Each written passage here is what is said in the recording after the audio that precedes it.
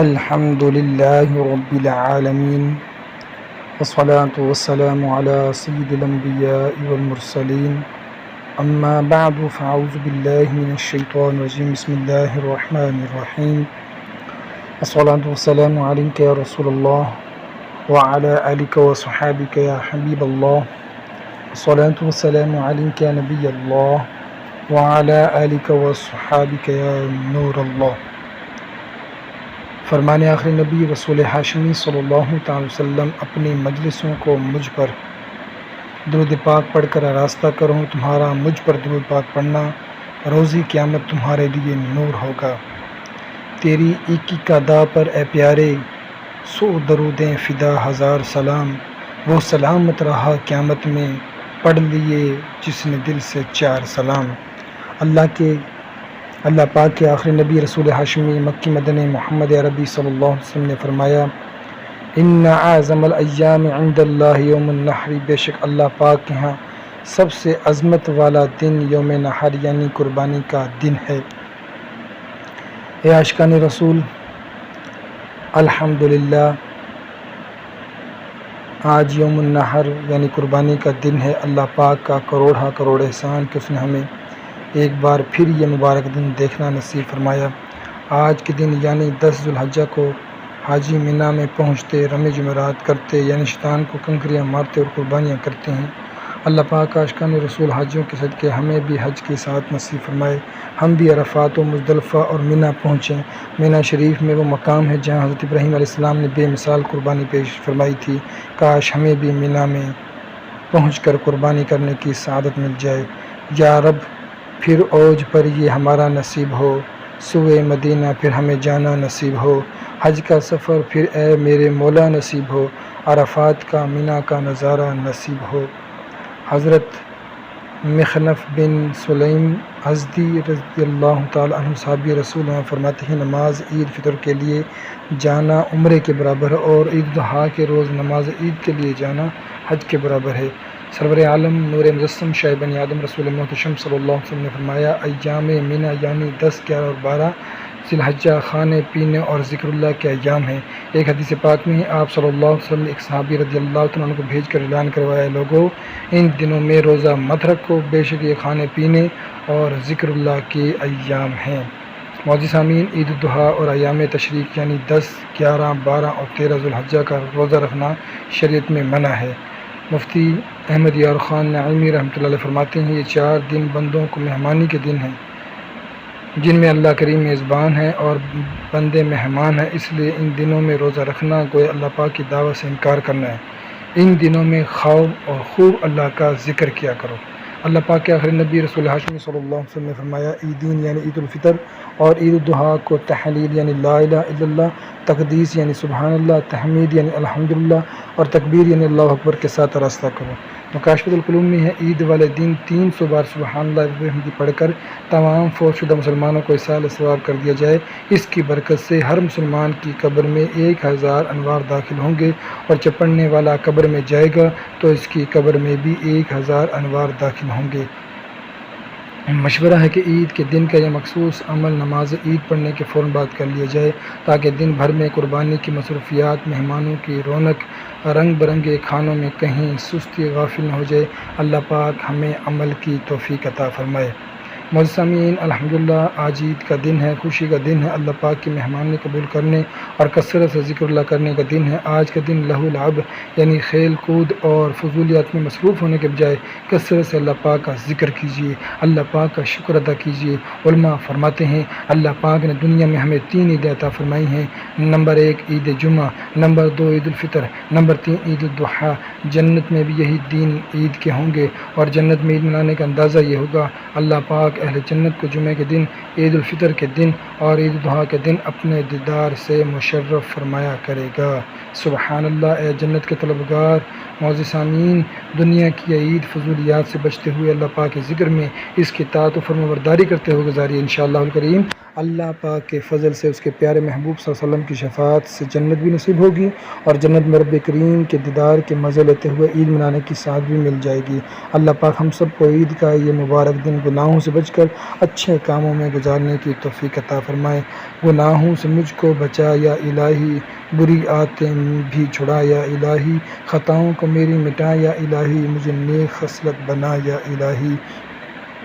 معزز سامعین، اللہ پاک نے قرآن مجید میں جس مقام پر حضرت ابراہیم خلیل اللہ علیہ السلام کی لازوال اور بے مثال قربانی کا ذکر فرمایا ہے، اس کے آخر میں رب کریم ارشاد فرماتا ہے قد صدقت الرؤیا انا كذلك نجزي المحسنین، بے شک تو نے خواب سچ کر دکھایا، ہم نیکی کرنے والے کو ایسا ہی صلہ دیتے ہیں۔ اس مقام پر بتایا گیا حضرت ابراہیم علیہ السلام کا امتحان بڑا تھا، آپ کو خواب میں بیٹا ذبح کرنے کا حکم دیا گیا، آپ نے کمال اطاعت کا مظاہرہ فرمایا، اپنے بیٹے کے گلے پر چھری رکھ لی، اپنے طور پر چھری چلا بھی دی، مگر اللہ پاک کا کرم ہوا، اللہ پاک نے بیٹے کو زندہ بھی رکھا، ان کے فدیے میں جنتی مینڈا بھی عطا کیا، قربانی بھی قبول فرمائی، امتحان میں کامیابی سے سرفراز فرمایا اور قیامت کے لیے آپ کا ذکر خیر بھی باقی رکھا۔ یہ سب انعامات کیوں ہوئے؟ اس لیے کہ حضرت ابراہیم علیہ السلام محسن ہیں اور اللہ پاک ہر محسن کو ایسی ہی جزا عطا فرماتا ہے۔ مفسر کرام اس آیت کے تحت فرماتے ہیں جو بھی محسن ہو، اللہ پاک کی کمال اطاعت کرے، اللہ رسول کے فرمان پر تہ دل سے لبیک کہے، اللہ پاک کی رضا والے کام کیا کرے، اللہ پاک اسے بھی دنیا و آخرت کی مشکلات سے نجات بخشتا ہے۔ دنیا جہاں کے امتحان میں کامیاب کرتا ہے اسے سلامتی عطا کی جاتی ہے اور دنیا و آخرت میں اس کا نیک چرچا ہوتا ہے۔ الحمدللہ ہم سنت ابراہیم ادا کرتے، قربانی تو کرتے ہیں، حضرت ابراہیم علیہ السلام محسن بھی تھے، ہمیں چاہیے کہ ہم محسن بھی بنیں۔ اللہ پاک قرآن پاک میں فرماتا ہے وَأَحْسِنُوا إِنَّ اللَّهَ يُحِبُّ الْمُحْسِنِينَ، اور بھلائی والے ہو جاؤ، بے شک بھلائی والے اللہ کے محبوب ہیں۔ محسن احسان سے بنا ہے اور علماء کرام نے احسان کے مختلف معنی بیان فرمائے ہیں۔ ایک ہے معاملات میں احسان، اس کا معنی بیان کرتے ہوئے جد الاسلام امام محمد بن محمد غزالی رحمۃ اللہ علیہ فرماتے ہیں ہر وہ کام جو بندے پر واجب نہ ہو اور سامنے والے کو فائدہ پہنچائے اسے احسان کہتے ہیں۔ ہم نے کوئی چیز خریدی، اس کی جو قیمت ہے وہ ادا کرنا تو ہم پر لازم ہے، اس کے ساتھ ساتھ اگر ہم غریب دکاندار کو کچھ زیادہ رقم دے دیتے ہیں، ہم نے 10 روپے کی چیز لی لیکن اچھی نیت کے ساتھ اس کی خیر خواہی کے لیے 15 روپے دے دیتے ہیں، یہ احسان ہے۔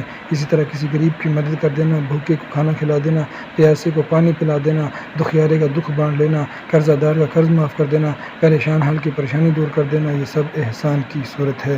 حضرت سری سختی رحمۃ اللہ علیہ اللہ پاک کے نیک برگزیدہ بندے ہیں۔ آپ نے ایک بار تجارت کے لیے 60 دینار یعنی سونے کے سکوں کے عوض بادام خریدے اور اپنے روز نامچے میں لکھ لیا کہ یہ بادام 63 دینار میں فروخت کروں گا۔ کچھ دنوں میں بادام مہنگے ہو گئے، 60 دینار کے جتنے بادام آئے تھے وہ اب 90 دینار کے ہو گئے۔ ایک گاہک آیا، باداموں کی قیمت پوچھی، حضرت سری سختی رحمۃ اللہ نے فرمایا 63 دینار۔ گاہک بھی نیک شخص تھا، کہنے لگا آپ تو اتنے باداموں کی قیمت 90 دینار ہے۔ فرمایا میں نے عہد کیا تھا کہ یہ بادام 63 دینار ہی میں فروخت کروں گا، میں اپنا عہد نہیں توڑ سکتا۔ اب گاہک کہتا تھا 90 دینار میں بیچیے۔ حضرت سری سختی رحمۃ اللہ علیہ فرماتے ہیں نہیں 63 دینار میں بیچوں گا۔ اس پر دونوں کی بحث ہوتی رہی، آخر گاہک خالی ہاتھ ہی چلا گیا، ان کا آپس میں سودا نہ بنا۔ اللہ اکبر، یہ ہے معاملات میں احسان۔ آدمی دوسروں کا بھلا سوچے، جو اپنے لیے پسند کرتا ہے وہی دوسروں کے لیے پسند کرے۔ بندہ اپنی چیز کا مالک ہوتا ہے، وہ جتنے کی جی چاہے بیچے۔ حضرت سری سختی رحمۃ اللہ علیہ بادام 63 دینار ہی کے بیچنا واجب نہیں تھا، مگر آپ نے احسان کو اپنایا، جو اپنے لیے پسند کرتے ہیں وہی دوسروں کے لیے پسند فرمایا۔ افسوس، آج ہم قربانی تو کرتے ہیں مگر منہ سے نہیں بنتے، دوسروں کا بھلا نہیں چاہتے، جو اپنے لیے پسند ہے وہی دوسروں کے لیے پسند نہیں کرتے۔ مہنگائی کی وجہ سے غریب اور درمیانے طبقے کے لوگ تکلیف میں آ جاتے ہیں۔ اس صورتحال میں اگر ہم احسان اپنائیں، جو اپنے لیے پسند کرتے ہیں دوسروں کو پسند کریں، تو انشاءاللہ الکریم کسی حد تک سب سکھی ہو جائیں گے۔ انس رضی اللہ تعالیٰ عنہ سے روایت ہے، پیارے آقا مدینے والے مصطفیٰ صلی اللہ علیہ وسلم نے فرمایا ایمان والے ایک دوسرے کے خیر خواہ اور باہم محبت کرنے والے ہوتے ہیں، اگرچہ ان کے گھر اور احسان جدا جدا ہوں، اور فاجر لوگ آپس میں ایک دوسرے کے ساتھ دھوکہ اور خیانت کرنے والے ہوتے ہیں، اگرچہ ان کے گھر اور بدن اکٹھے ہوں۔ اللہ کرے جیسے ہم سنت ابراہیم ادا کرتے یعنی جانور قربان کرتے ہیں، اپنی خواہشات بھی قربان کریں۔ کاش معاملات میں احسان اپنا کر دوسروں کا بھلا چاہنے والے بن جائیں امت محبوب کا یا رب بنا دے خیر خواہ، نفس کی خاطر کسی سے ہونا میرے دل میں بیر۔ معزز سامعین، احسان کی دوسری صورت ہے عبادات میں احسان۔ اس کی وضاحت کرتے ہوئے شیخ محقق علامہ عبدالحق محدث دہلوی رحمۃ اللہ علیہ فرماتے ہیں، اتیانہ علی وجہ الاکمال والاتقان۔ عبادت میں احسان یہ ہے کہ بندہ عبادت کو نہایت خوبی اور کمال کے ساتھ پورا کرے۔ ہم نماز پڑھتے ہیں، نماز کی 6 شرطیں ہیں، 7 فرائض ہیں، 30 واجبات ہیں۔ 6 شرطوں میں سے ایک بھی شرط چھوٹ جائے یا 7 فرائض میں سے ایک بھی فرض رہ گیا تو ہماری نماز ہوگی ہی نہیں، اور اگر واجب بھی چھوٹ گیا تو نماز ناقص ہو جائے گی۔ نماز پڑھنے کے لیے نماز کی شرائط، فرائض اور واجبات تو پورے کرنے ہی ہوں گے، اس کے ساتھ ساتھ بندہ نماز کی سنتیں بھی پوری کرے، نماز کی مستحبات بھی پورے کرے، پھر نماز کے بعد اپنے آداب کا بھی خیال رکھے، خوش و خضوع سے نماز پڑھنے کے خلاص ہو، دل حاضر ہو، ریاکاری نہ ہو، خود پسندی نہ ہو۔ بندہ یوں جب نماز پڑھے گا تو اس کو کہا جائے گا عبادت میں احسان۔ لہٰذا جو بندہ محسن بننا چاہتا ہے اسے چاہیے کہ عبادت میں احسان اپنائے، ذوق و شوق کے ساتھ، اخلاص کے ساتھ فرائض و واجبات، سنتوں اور مستحبات کا لحاظ رکھ کر دل جمی سے عبادت کیا کرے۔ اسی طرح عبادت میں احسان کی یہ بھی صورت ہے کہ بندہ وہ نیکیاں بھی کرے جو اس پر واجب نہیں ہیں۔ 5 نمازیں فرض ہیں، بندہ اس کے ساتھ ساتھ تہجد بھی پڑھے، اشراق و چاشت اور اوابین کے نوافل بھی ادا کرے۔ رمضان مبارک کے روزے فرض ہیں، اس کے ساتھ ساتھ بندہ نفل روزے بھی رکھے۔ حج زندگی میں ایک بار فرض ہوا اور اللہ پاک نے طاقت بخشی تو بندہ نفل حج بھی کرے، عمرے بھی ادا کرے، بلکہ ہو سکے تو غریبوں کو حج کروا کے ان کا دل خوش کرے۔ قربانی ایک واجب، اگر اللہ پاک نے استطاعت دی تو بندہ نفل قربانی بھی کرے۔ یوں نوافل کی کثرت کرنا، جو نیکیاں واجب نہیں ہیں وہ نیکیاں بھی ذوق و شوق سے ادا کرنا عبادت میں احسان ہے۔ ہمیں چاہیے کہ ہم عبادات میں بھی احسان والی صورت اپنائیں، جیسے قربانی کر کے سنت ابراہیمی ادا کرتے ہیں، ایسے ہی احسان اپنا کر وصف ابراہیمی بھی اپنائیں۔ اللہ پاک ہمیں توفیق نصیب عطا فرمائے۔ فلموں سے، ڈراموں سے دے نفرت تو الہی، بس شوق مجھے نعت و تلاوت کا خدا دے۔ میں ساتھ جماعت کے پڑھوں ساری نمازیں، اللہ عبادت میں میرے دل کو لگا دے۔ ایک بہت مشہور حدیث پاک ہے جسے حدیث جبریل کہا جاتا ہے۔ ایک مرتبہ حضرت جبریل امین علیہ السلام انسانی شکل میں بارگاہ رسالت میں حاضر ہوئے۔ آپ نے سرور عالم صلی اللہ علیہ وسلم سے کچھ سوالات پوچھے، آپ صلی اللہ علیہ وسلم نے جوابات ارشاد فرمائے۔ اس حدیث پاک میں ایک سوال یہ بھی عرض کیا، اخبرنی عن الاحسان، یعنی یا رسول اللہ صلی اللہ علیہ وسلم مجھے احسان کے متعلق بتائیے کہ احسان کیا ہے۔ غیب دان نبی رسول ہاشمی صلی اللہ علیہ وسلم نے فرمایا، ان تعبد اللہ کأنک تراہ فإن لم تکن تراہ فإنہ یراک، یعنی احسان یہ ہے کہ تم اللہ پاک کی بات ایسے کرو گویا کہ تم اسے دیکھ رہے ہو، اگر یہ نہ ہو سکے تو اللہ پاک تو تمہیں دیکھ ہی رہا ہے۔ خیال رہے کہ دنیا میں سر کی آنکھوں سے اللہ پاک کا دیدار شرعاً محال یعنی ناممکن ہے۔ صرف ہمارے آقا مدینے والے مصطفیٰ صلی اللہ علیہ وسلم کو معراج کی رات یہ نعمت عطا ہوئی، آپ کے سوا کوئی بھی سر کی آنکھوں سے اللہ پاک کا دیدار نہیں کر سکتا۔ اس حدیث پاک کا مطلب یہ ہے کہ بندہ جب عبادت کرے تو یہ تصور بندے کہ اللہ پاک کے قرب میں اس کے حضور حاضر ہیں۔ علماء فرماتے ہیں اس حدیث پاک میں احسان کے 2 درجے بیان کیے ہیں۔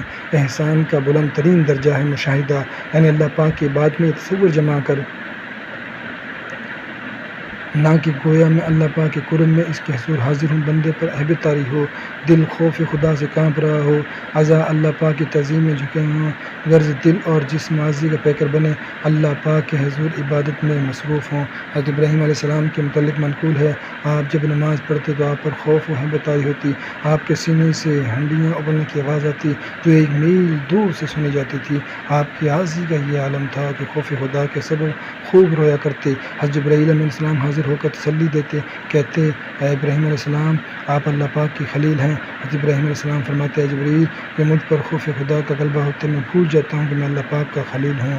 یہ ہے احسان کا بلند درجہ، بندہ تصور میں ہو کہ اللہ پاک کے حضور حاضر ہوں، پھر اللہ پاک کے جلال کی ہیبت طاری ہو، جسم خوف سے کانپ رہا ہو، تمام اعضاء اللہ پاک کی تعظیم میں عاجزی کا پیکر بنے ہوں، اور بندہ محبت الہی سے سرشار ہو کر زندگی بسر کرے۔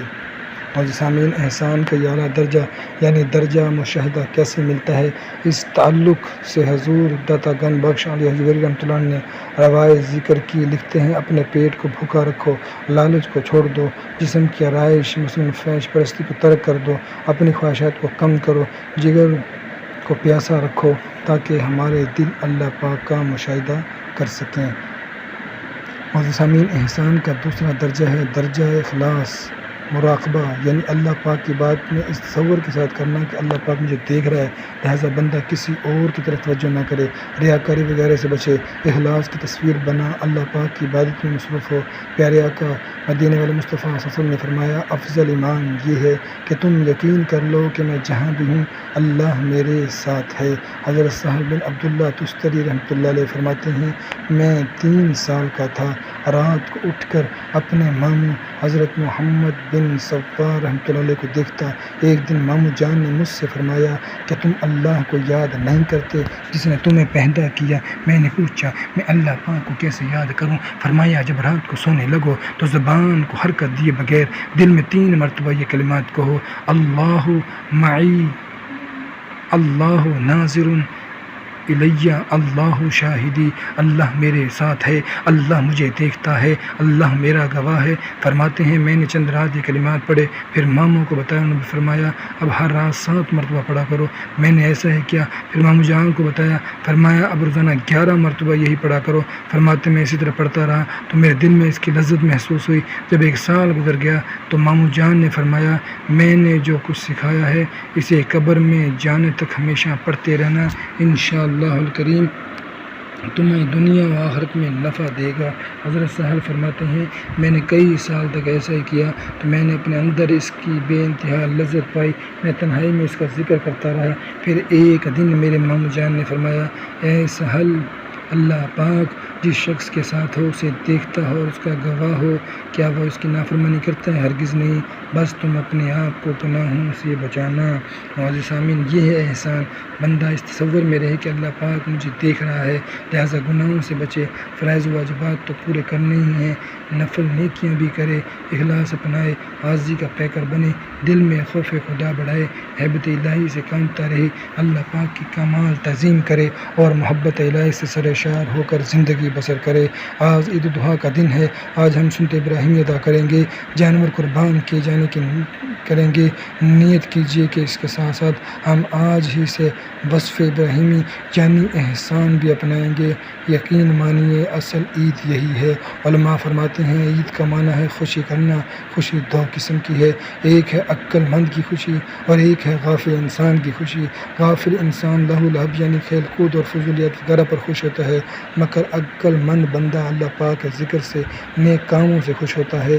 لہٰذا جو عقل مند ہے اس کی عید یہی ہے کہ وہ عید کا دن گناہوں سے بچ کر ذکر اللہ میں مصروف رہتے ہوئے نیکیوں میں بسر کرے۔ ایک بزرگ تھے، ان کی خدمت میں ایک شخص حاضر ہوا، عرض کیا میں آپ سے گپ شپ لگانا چاہتا ہوں۔ فرمایا آج ہمارا عید ہے۔ وہ شخص چلا گیا، اگلے دن پھر آیا، آپ نے پھر فرمایا آج ہماری عید ہے۔ یوں ہی چند بار ہوا، آخر اس نے تھکا کر کہا آپ کی کتنی عیدیں ہیں؟ فرمایا اسے بے پرواہ تو نہیں جانتا، بندے کا جو دن بغیر گناہ کے گزرے وہ اس کی عید کا دن ہے۔ عید کے دن عمر یہ رو رو کر بولے نیکیوں کی عید ہوتی ہے، جو کوئی رب کو کرتے ہیں ناراض ان سے رحمت بعید ہوتی ہے۔ معزز سامعین، عید کا دن گوشت بانٹنے کے ساتھ ساتھ خوشیاں بانٹنے کا بھی دن ہے۔ ہم اللہ پاک کی راہ میں رقم صدقہ خیرات کر کے غریب و مسکینوں میں خوشیاں بانٹیں، ناراض رشتہ داروں سے صلح کر کے خوشیاں بانٹیں، اپنے شہر اپنے وطن سے دور رشتہ داروں کا کال یا واٹس ایپ کے ذریعے عید مبارک کہہ کر خوشیاں بانٹیں۔ گھر میں گلی محلے میں عید کے دن ایک دوسرے سے عید مل کر عید مبارک کہہ کر خوشیاں بانٹیں۔ بسا اوقات ہم اس انتظار میں بیٹھے ہوتے ہیں کہ پہلے کوئی ہمیں عید مبارک کہے پھر ہم اسے عید مبارک کہیں گے۔ کیا ہی اچھا ہو کہ اس بار سے یہ ذہن بنا لیں کہ عید مبارک کہنے میں کوئی پہل کرے یا نہ کرے، میں سب سے پہلے اپنے والدین، بہن بھائیوں اور دیگر رشتہ داروں کو عید مبارک کہہ کر خوشیاں بانٹوں گا انشاءاللہ الکریم۔ اللہ پاک ہمیں بھی ایسی عید نصیب فرمائے کہ ہم اس کی نافرمانی والے کاموں میں سے بچ کر اس کی رضا والے کاموں میں گزارنے میں کامیاب ہو جائیں۔ اللہ تعالیٰ سے دعا ہے جو کچھ سنا اور سنایا اس پر ہم سب کو عمل کرنے کی توفیق عطا فرمائے، آمین بجاہ النبی الامین صلی اللہ علیہ وسلم۔